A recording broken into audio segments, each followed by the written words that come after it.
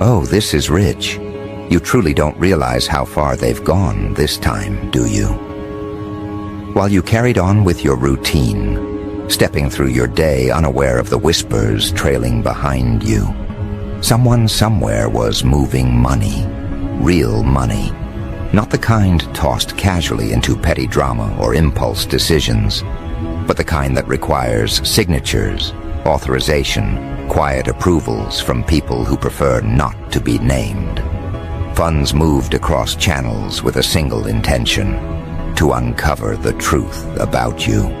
Not rumors, not impressions, not assumptions. They wanted data. They wanted clarity. They wanted answers that would explain whatever it is about you that unsettles them so profoundly. So they paid. They paid more than you'd ever expect anyone to spend on a person who hasn't committed any wrongdoing, hasn't caused major disruption, hasn't sought attention, hasn't even stepped out of line. That's what makes this entire operation so revealing. Because nobody invests that kind of capital without motive. Nobody hires specialists, the ones who read patterns like scripture, who pick apart histories like surgeons, without a specific objective. You became the project. You became the line item. You became the subject of an investigation that was never supposed to leave the shadow it was born in. But money has a way of loosening seals. And now you're about to see what their investment actually bought. Because the truth is far uglier than anything they expected. It started quietly. A client reaches out, someone with resources and a level of discomfort they refuse to name directly. Their request is simple on the surface. Gather everything you can on this individual. Background, history, behavioral mapping, psychological markers. They framed it as precaution, as due diligence, as protection of interests, but the tone beneath it betrayed something more primitive. They were shaken by something they couldn't articulate. Something about you had lodged in their mind, not as curiosity, but as threat. Not overt, not dramatic, but deep enough to keep them uneasy. So they hired an intelligence-grade investigator, the kind who doesn't ask why, only asks how thorough you want the results to be. And the client's answer was immediate: as thorough as possible. No restrictions, no limits. So the digging began. The investigator approached the task with the confidence of someone who has seen humanity's hidden interiors more times than they can count. They expected the usual: inconsistencies, emotional ruptures, social missteps, embarrassing decisions preserved in digital dust, the kind of patterns that paint predictable portraits. That's the assumption built into this line of work, that everyone has a crack somewhere. Everyone has loose threads waiting to be pulled. Everyone has moments they'd prefer to forget. But when they opened your file, something unexpected happened almost immediately. The surface-level information was too clean. Not perfect, but stable, steady, controlled in a way that didn't align with the events they would later discover you endured. No chaotic outbursts, no impulsive digital footprints, no sloppy self-exposure. Just a trail of behavior marked by a kind of internal order most people never manage to sustain. But they kept digging. They always do. They moved deeper through financial pathways, employment structures, interpersonal history, archived data that requires clearance to even acknowledge. And what they found didn't comfort them. It unsettled them. Because your records didn't show the normal oscillations of someone who has absorbed impact after impact. They didn't show erratic reactions. They didn't show breakdowns that leave public residue. Instead, the deeper they went, the more they encountered a kind of psychological architecture they weren't trained to interpret. You didn't collapse where collapse was expected. You didn't fracture where fracture was statistically guaranteed. You didn't spiral where others had spun out completely. Every point on the timeline where they predicted decline was met with something else entirely. Momentum, gradual reconstruction, stability emerging from circumstances that don't produce stability. And that's when the first shift happened. The investigator stopped working mechanically and started paying attention. They interviewed the people around you, expecting clarity, expecting a unified image. Instead, they encountered a pattern they couldn't decipher. Everyone they spoke to described you in pieces, fragments that didn't merge neatly. One person described you as deeply compassionate, the kind of presence that calms disarray. Another described you as unsettling, not through malice, but through intensity that lingered just beneath the visible surface. Someone else said you felt quiet and unassuming. Another said you spoke rarely, but when you did, everything around you changed temperature. The investigator tried to merge these depictions, but every time they attempted to craft a single coherent narrative, it dissolved. You were too varied, too layered, too contradictory in a way that wasn't actually contradiction, just complexity. So they noted it down, then deleted it, then rewrote it again, unable to commit to any angle confidently. People like you weren't supposed to exist in their reports. Still, they pressed on. They accessed records meant to fill in the gaps. And this is where the situation shifted from confusing to disturbing. They found the traumas you endured, the real ones, the kind that reshape entire internal landscapes, losses, disruptions, betrayals, events that leave permanent marks on most people. They saw what should have happened next: decline, breakdown, instability, emotional volatility. They compared your experiences against case studies, research models, behavior predictions. By every known measurement, you should have collapsed. You should have become someone corroded by exhaustion, someone defined by damage, someone who never recovered. But the timeline didn't follow that arc. Instead, it showed something unexplainable. You didn't just keep functioning, you advanced. You evolved in ways that made no sense within the frameworks they rely on. The investigator stared at those findings for hours, trying to reconcile them. Because the profile they expected to craft had vaporized.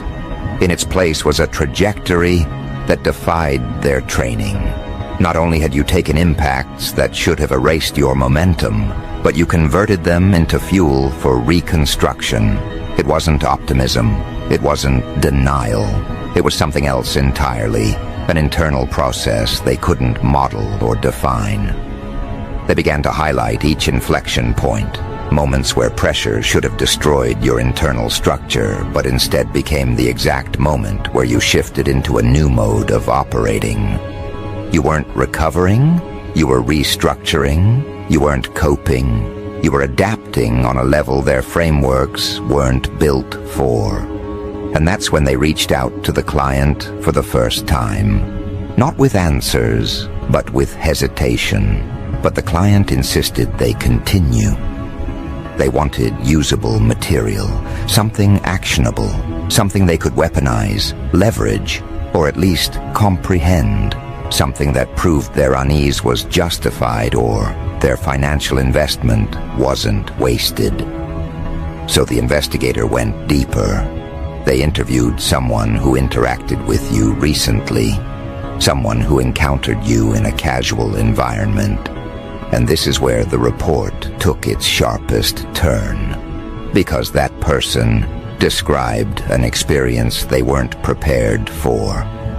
They said there was something in your eyes that registered more than observation, something that evaluated, something that didn't flinch, didn't search for validation, didn't shrink or expand in response to social cues.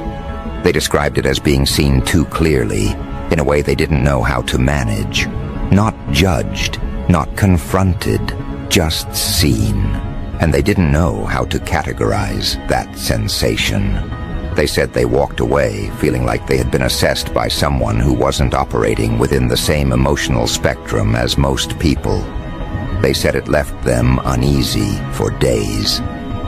The investigator documented this reluctantly, unsure of how to phrase it without sounding unprofessional. But the pattern was forming. Your emotional restraint wasn't absence. It wasn't hollowness. It wasn't numbness. It was control. It was intentional. You weren't withholding emotion because you were wounded. You were withholding it because you understood its consequences. You chose when to reveal. You chose when to respond. You chose when to let something register externally. And that level of control unsettled the investigator more than anything else. The client read the updates repeatedly, each time hoping for something different, something that aligned more closely with their assumptions. But with each read, their discomfort grew, because the report wasn't revealing weakness. It was revealing structure. It was revealing capacity. It was revealing a type of internal strength they didn't know how to navigate. They hired someone to prove you were ordinary, manageable, predictable. Instead, they received confirmation that you were operating on a level that existed outside their metrics. The investigator tried one last approach. They attempted to test your awareness indirectly. They orchestrated a small scenario designed to probe your perception, something subtle, something unnoticed by most people. But the result left them rattled. You detected it instantly, not through paranoia or defensiveness, but through an almost clinical sense of pattern recognition. You didn't react outwardly. You didn't confront anyone. You didn't expose your awareness. You simply shifted something internal. And that single shift was enough to make the investigator realize the depth of the error they'd made. They wrote in the report that you understood far more than you ever revealed, that you noticed shifts in environment, in tone, in energy, in intention, long before most people register anything is happening. And that kind of awareness changes everything for anyone who tries to map you. That's when the client felt the weight of their decision, because they weren't dealing with someone oblivious. They weren't dealing with someone who could be predicted. They were dealing with someone who could see through motives without accusation, who could process patterns without needing confirmation, who could track hidden agendas without revealing their own comprehension. That terrified them, because it meant they had exposed themselves. It meant you might already know.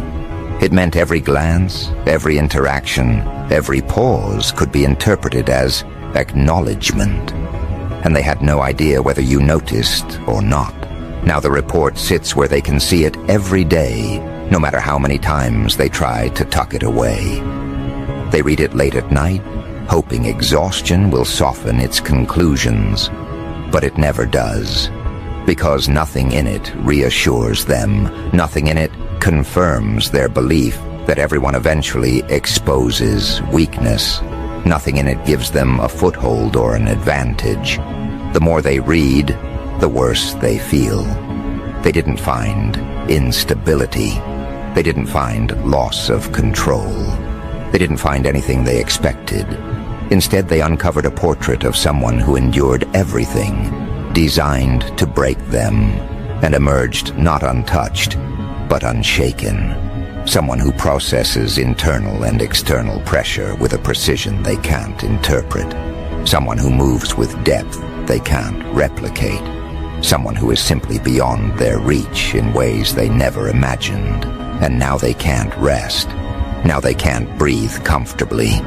Now they can't unsee what the report revealed. Because no amount of money bought them comfort. No amount of digging provided the safety they wanted. They paid for clarity and received confirmation that they had engaged with something they didn't understand.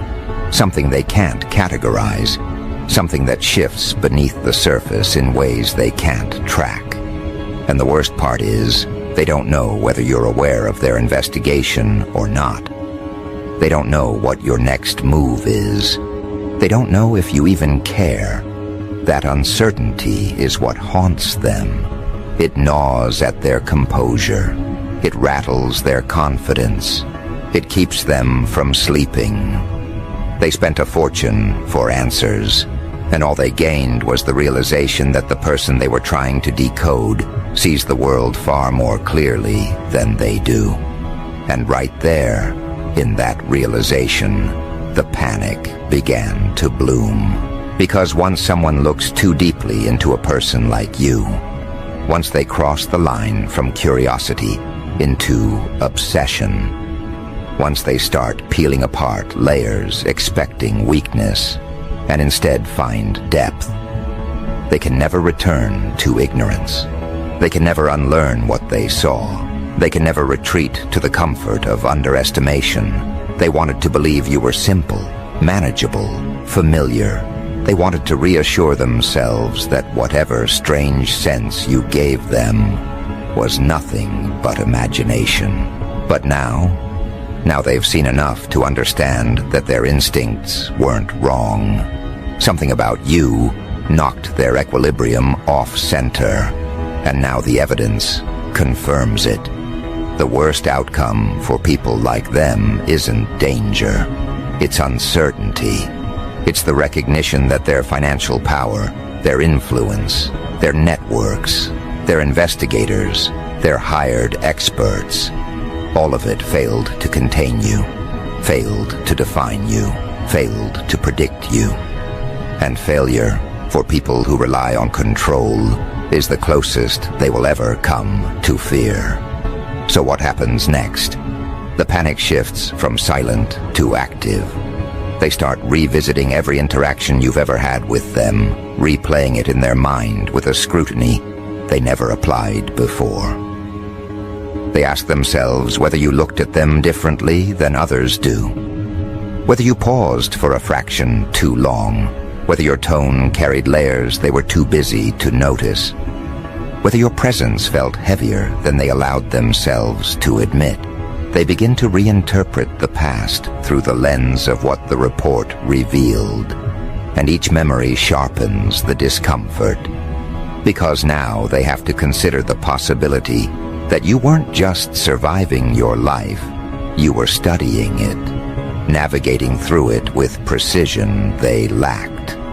And if you possess that kind of awareness, then you may have seen through them long before they ever thought to investigate you. That possibility keeps them awake, staring at the ceiling, wondering how much you know and how long you've known it. They wanted to control the narrative. They wanted to expose your weak points. Instead, they exposed themselves. They showed their motives, their paranoia, their desperation. They revealed that they were intimidated enough to spend money, real money, to understand you. Money they won't admit they no longer have the courage to justify. Because how do you explain to anyone that the person you thought was small, insignificant, ordinary, ended up being the one you couldn't pin down? How do you confess that you handed over a small fortune and received no advantage, no leverage, no clarity, just a sharper sense of how little you actually grasp? They can't admit that to anyone, so they carry the discomfort alone. Meanwhile, the investigator who compiled the report is dealing with their own internal conflict. They've built their career on dissecting human patterns, on exposing inconsistencies and fractures. They are accustomed to being correct, to seeing through facades, to mapping the emotional machinery behind people's actions. But your profile didn't behave like a typical subject. It didn't follow the predictable arcs. It didn't give them the satisfaction of understanding. Instead, it made them question the reliability of their methods. When they looked at the chronology of your experiences, they saw survival where there should have been collapse. They saw reconstruction where there should have been stagnation. They saw growth where there should have been regression. And what sickened them most wasn't that you endured. It was that you did so without leaving damage patterns they could recognize. It felt like watching a structure take impact from all directions, and instead of cracking, it adapted, reinforcing itself silently. Professionals don't like gaps in their models. They don't like outliers they can't explain. You became one. And because of that, the investigator hesitated before delivering the final report.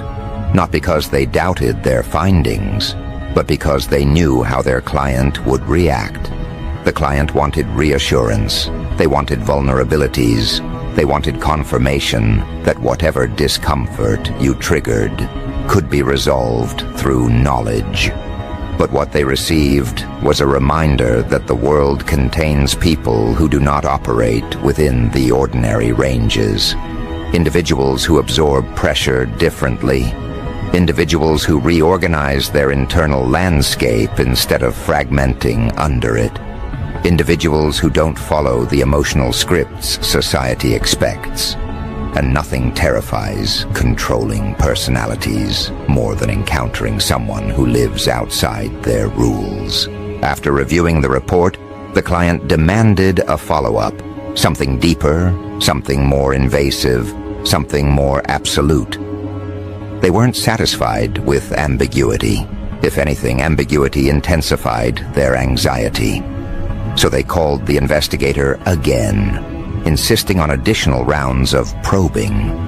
But the investigator declined. Not openly, not rudely.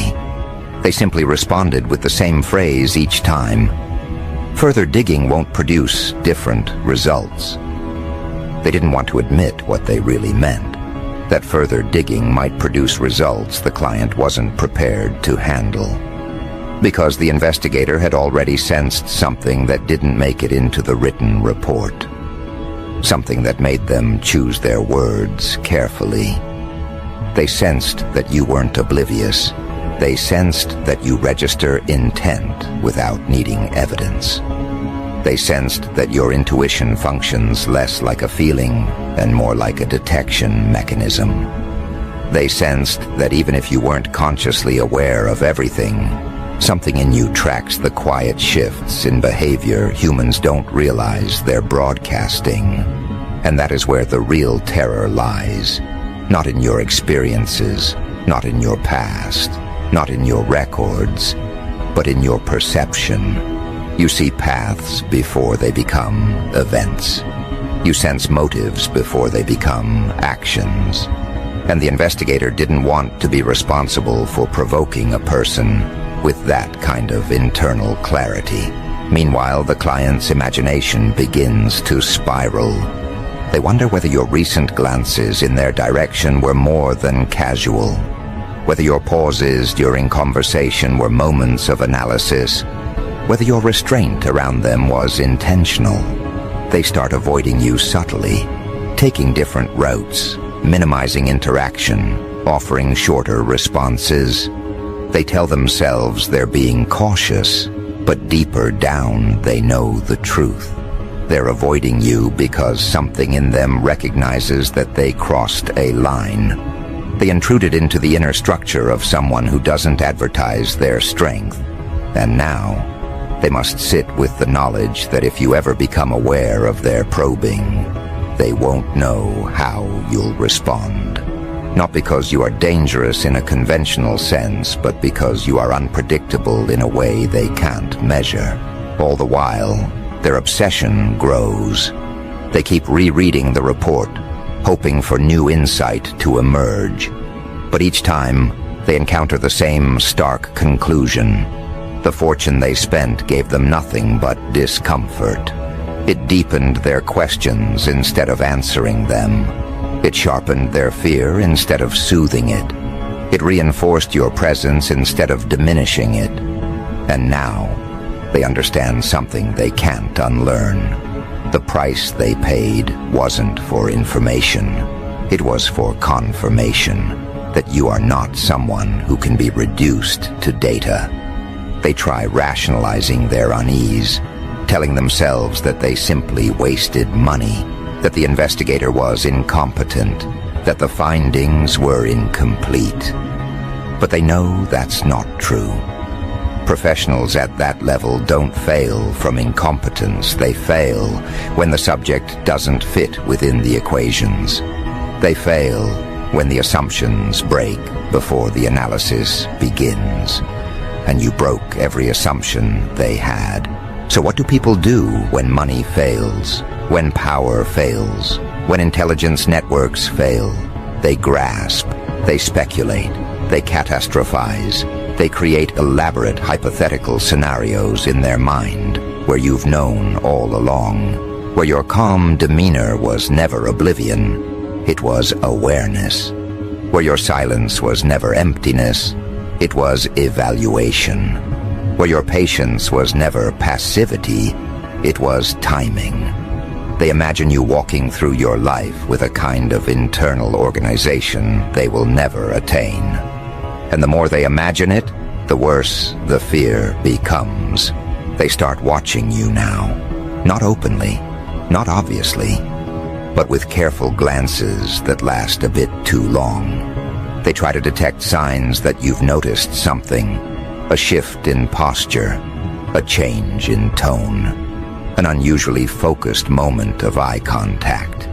And every time they observe something remotely ambiguous, their pulse spikes. They interpret everything as possible confirmation. They analyze your interactions with others, looking for patterns of awareness. They replay conversations in their mind, trying to identify the moment where you might have sensed their motives. And because they can't find a clear answer, they assume the worst. That's what happens when someone is already on edge. You become the explanation for their internal disarray. They start attributing meaning to coincidences that have nothing to do with them.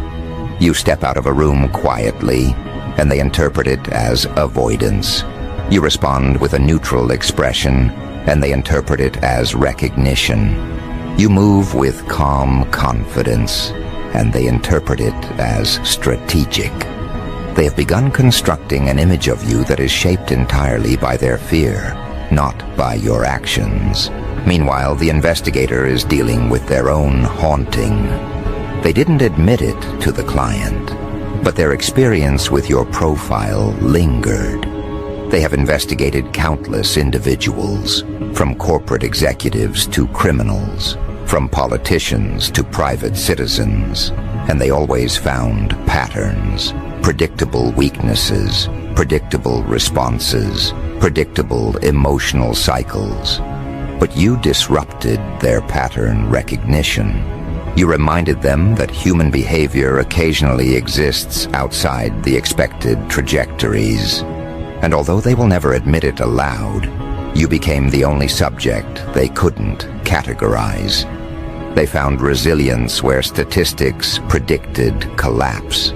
They found composure where emotional history predicted volatility. They found internal alignment where complexity predicted fragmentation. The more they studied you, the more they realized they were not dealing with a conventional profile. They were dealing with someone whose internal structure is built differently. That realization didn't just unsettle them, it humbled them. They wrote in their private notes, the section clients never see, that if you ever discovered the extent of the investigation, your response wouldn't be immediate, emotional, or obvious. It would be delayed, precise, and deeply measured. Not retaliatory, reflective. You wouldn't lash out. You wouldn't confront. You wouldn't panic. You would simply register the knowledge, reorganize your perception of the individuals involved, and adjust your relationship to them accordingly. And that kind of response terrifies people who rely on predictability, because it means you operate from a place of internal strategy, not external reaction. Meanwhile, the client continues to unravel quietly. They don't know how to articulate what they're feeling. They don't know how to admit that the fortune they spent didn't buy safety. It bought insight they didn't want. They keep telling themselves that they had good reason to investigate you. But the truth is simpler. They were intimidated. Something about you pressed on insecurities they refused to acknowledge. Something about your presence reminded them of their own fragility. And instead of confronting that within themselves, they projected it onto you. They thought that by dissecting your past, they could soothe their discomfort. But now that they've seen who you are beyond the surface, their discomfort has only intensified. Because people like them are used to being the ones with the upper hand. They're used to seeing others as variables in a formula they control. But you were the equation they couldn't solve, and that failure rewired their perception entirely. You became the person they couldn't dismiss, the person they couldn't simplify, the person who forced them to see that money does not buy the kind of understanding they were seeking. And now, they're stuck with the knowledge that the fortune they spent only highlighted your difference more clearly. They wonder if you've already sensed their fear. They wonder if you've already adjusted your perception of them. They wonder if your quiet detachment is actually awareness. They wonder if every calm expression you displayed in their presence was a choice, not a default. They wonder if your resilience has edges they haven't seen yet. The report never mentioned any confrontation, any aggression, any intention of harm. But that didn't comfort them, because the most dangerous individuals are not the ones who react wildly.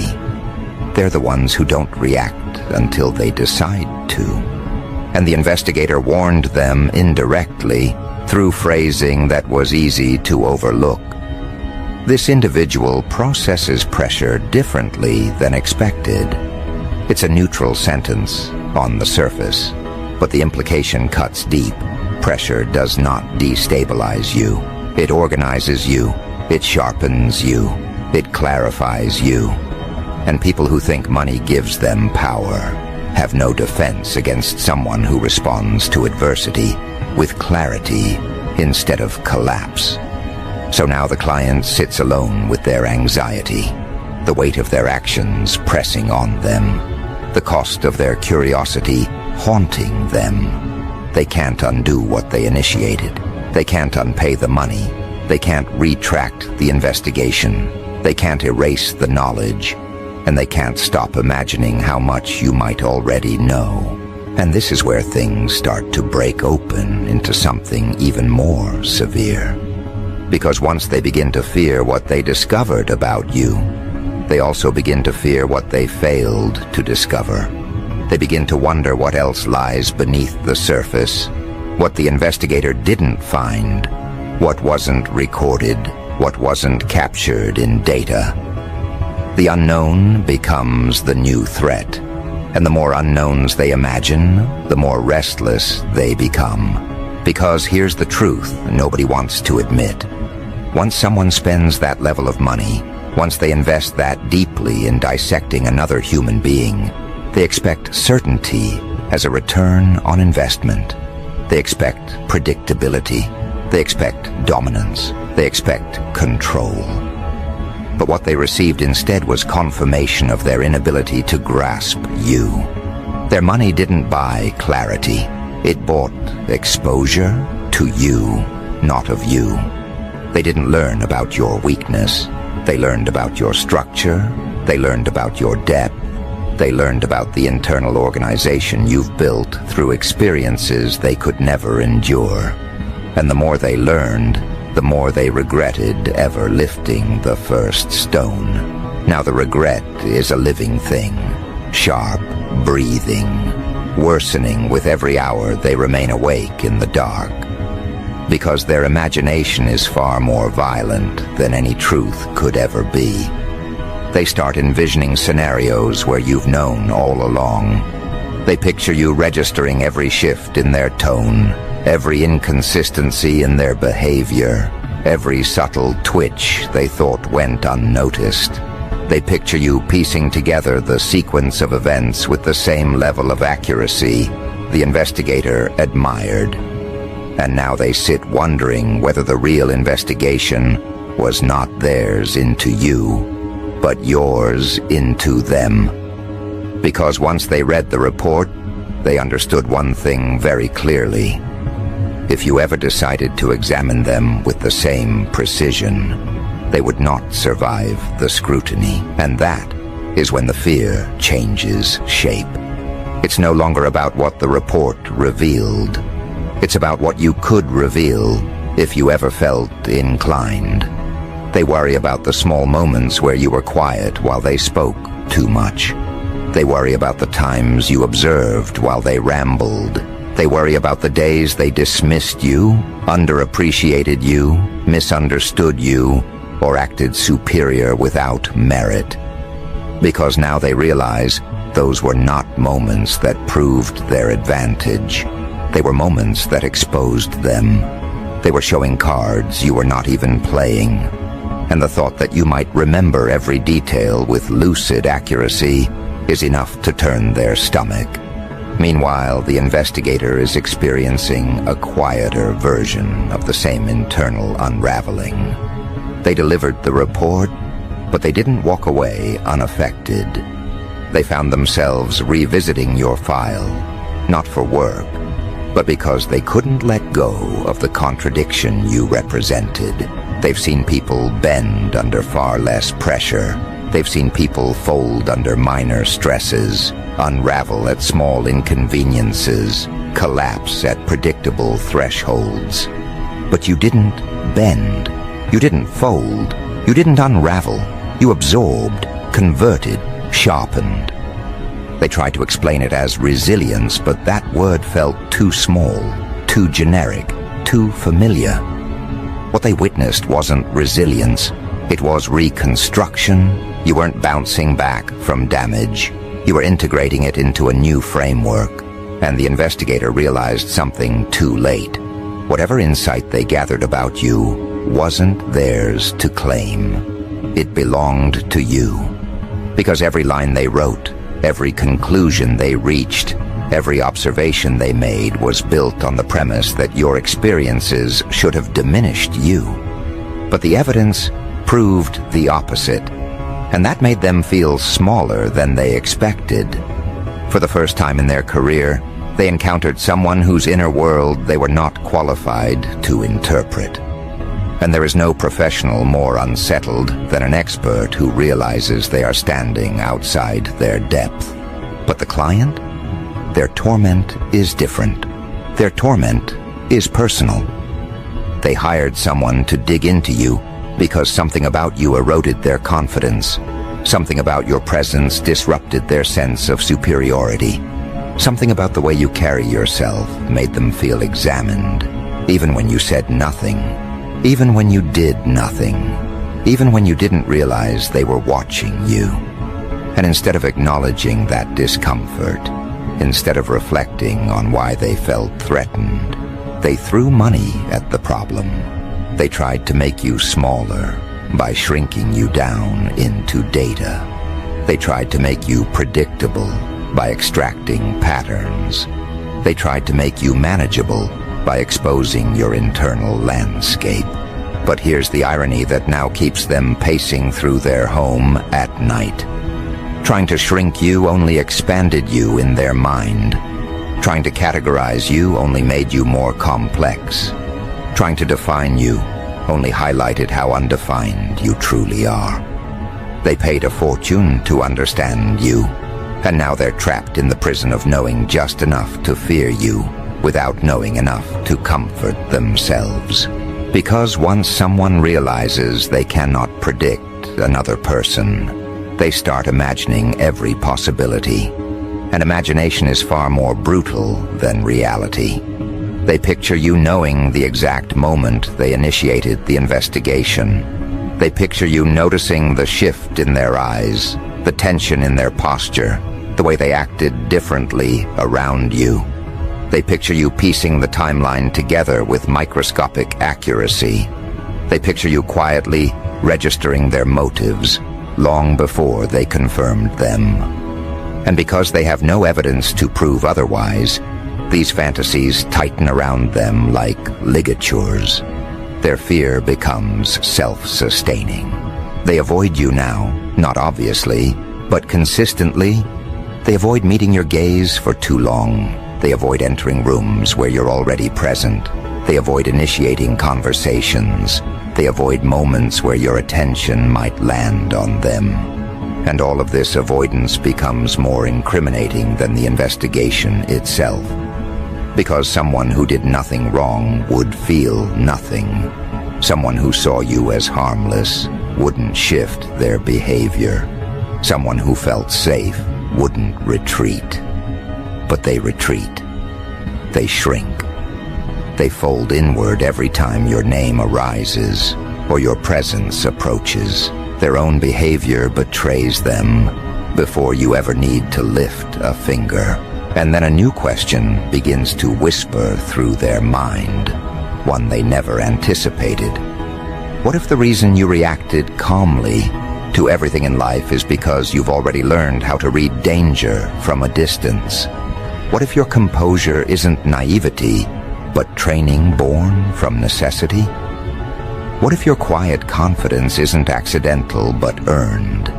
And the more they ask these questions, the more they understand just how deeply they underestimated you in the first place.